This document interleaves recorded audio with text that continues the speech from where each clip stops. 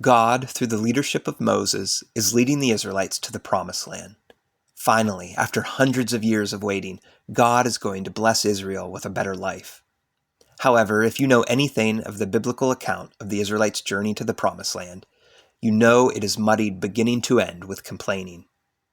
The Israelites were first-class complainers. When they saw the Egyptian army chasing them, they complained and wished they were back in Egypt. When they were thirsty for water, they complained.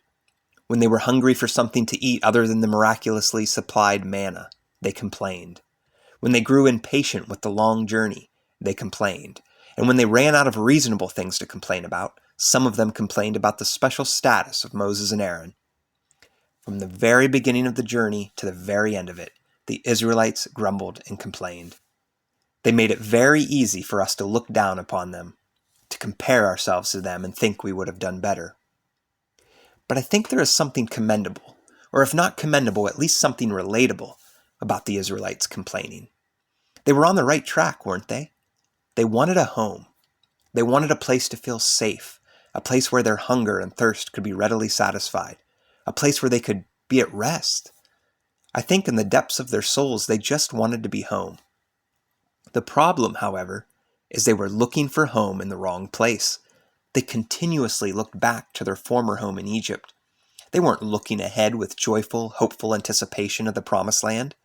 The Israelites were looking to the past instead of to the future, and that's what separated them from their ancestors. Abraham, Isaac, Jacob, and Joseph had faith that God would act upon his promises.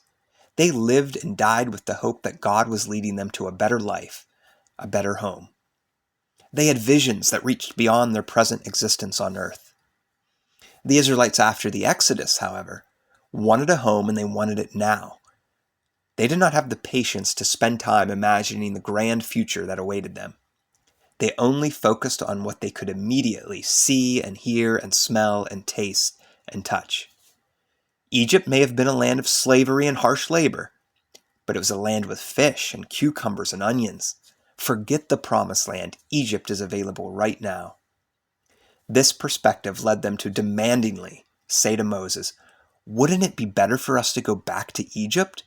We should choose a leader and go back." Who are we like?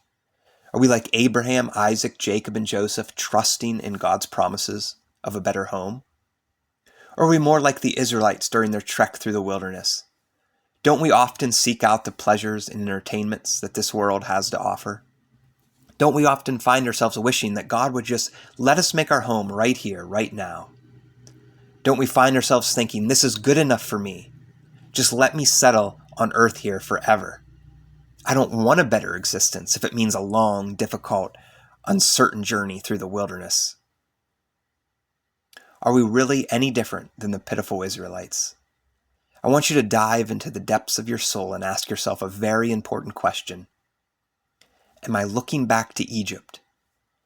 Or am I looking forward to paradise, to Eden, to that garden in the east, to God's presence, to home?